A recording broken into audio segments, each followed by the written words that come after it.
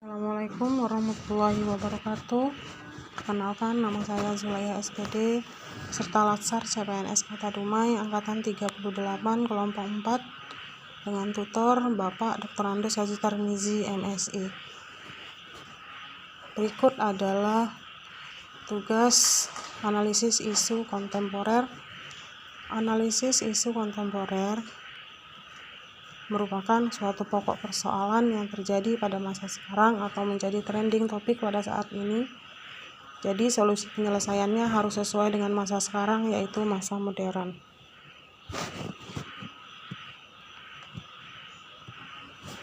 Isu yang berkembang di masyarakat tempat tinggal saya saat ini adalah: pertama, kecanduan gadget pada anak; kedua, masih tingginya masyarakat anti vaksin COVID-19; 3. Maraknya ujaran kebencian di media sosial; 4.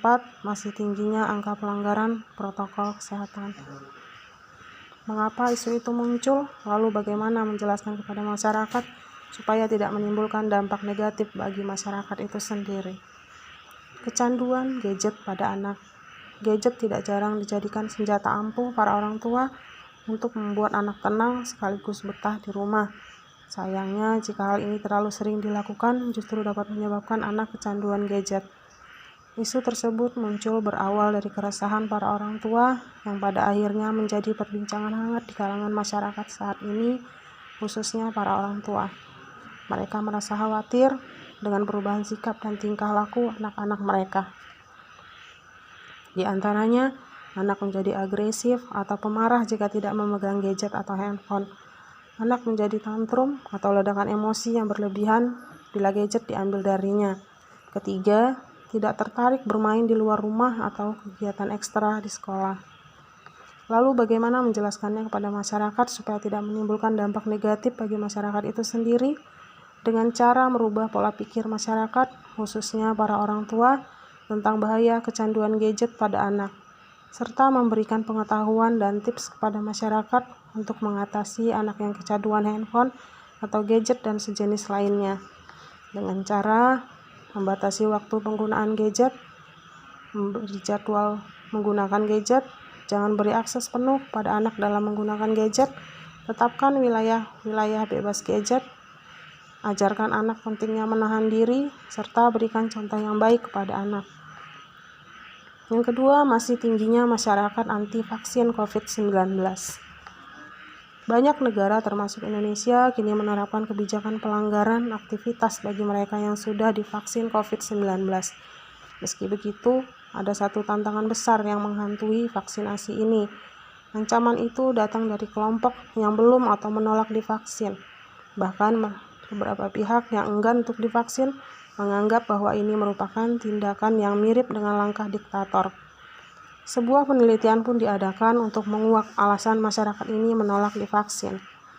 Hal ini didasari oleh beberapa hal, diantaranya cepatnya pembuatan vaksin yang dianggap sebagian pihak sebagai langkah yang tidak hati-hati. 2. Kekhawatiran akan efek samping dari vaksin COVID-19. Lalu bagaimana menjelaskan kepada masyarakat? Dengan cara memberi pengetahuan dan saran kepada masyarakat secara langsung atau melalui media sosial dengan cara tetap tenang, tidak perlu panik, sabar dan bijaksana dalam menghadapi berbagai polemik seputar vaksin, bijak dalam memilah informasi seputar vaksin di media sosial. 3. Maraknya ujaran kebencian di media sosial.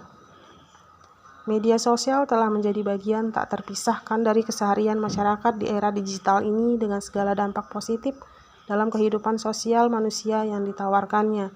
Namun demikian, hal ini juga tak lepas dari berbagai dampak negatif. Salah satunya terkait dengan maraknya kemunculan ujaran kebencian di media sosial. Salah satu penyebab dari hal tersebut adalah maraknya pengguna media sosial yang hanya ikut-ikutan saja, baik menyebarkan atau membuat unggahan yang sama, tanpa mengetahui maksud atau pesan asli jenis dari sebuah unggahan karena sedang ramai diperbincangkan. Ujaran kebencian ini dapat berupa rasisme, pencemaran nama baik, dan masih banyak lagi jenisnya. Maraknya ujaran kebencian ini dapat kita jumpai pada sosial media seperti Twitter, Facebook, YouTube, dan yang lainnya. Lalu bagaimana kita menjelaskannya kepada masyarakat? Yang pertama, jangan asal posting konten. Yang kedua, tak perlu detail mencantumkan informasi. 3. Jaga etika. 4. Selalu waspada dan jangan langsung percaya. 5. Filter akun-akun yang diikuti. Yang keempat, kepatuhan protokol kesehatan yang masih rendah. Mengapa isu itu muncul? COVID-19 menjadi sebuah penyakit pandemi di tahun 2019, di mana penanganan dan pencegahannya dapat dilakukan dengan memperhatikan protokol kesehatan.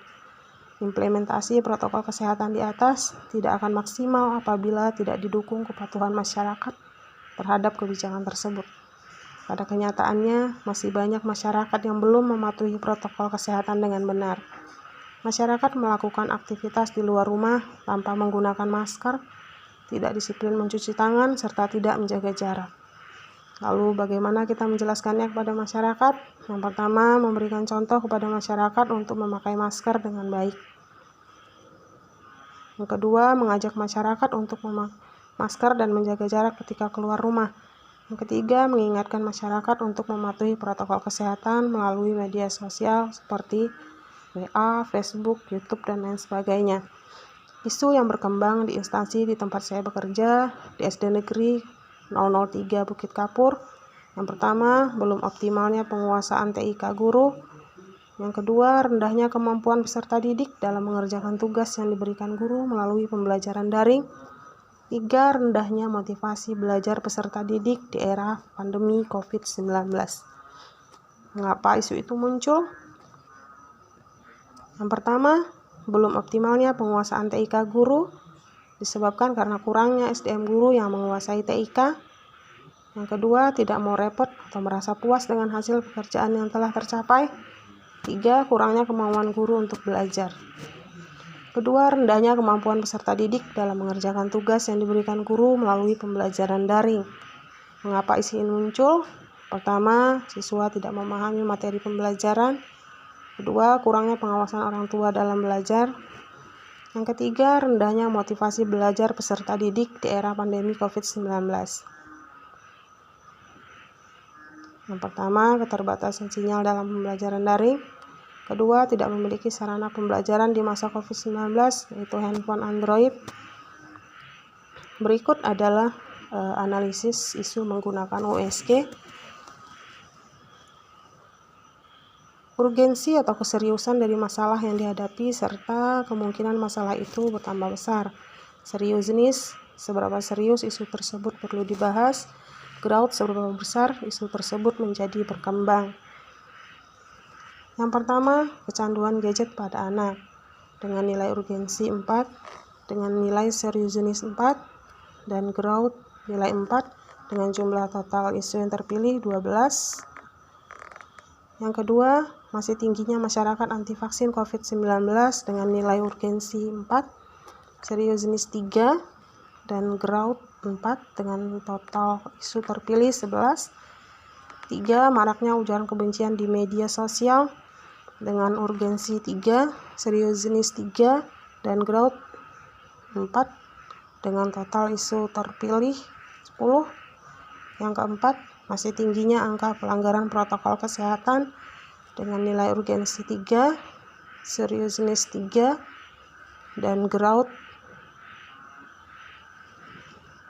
3 dengan total isu terpilih 9. Yang kelima, belum optimalnya penguasaan TIK guru dengan nilai urgensi 3, seriousness 3, dan growth dengan nilai 2, total isu terpilih 8.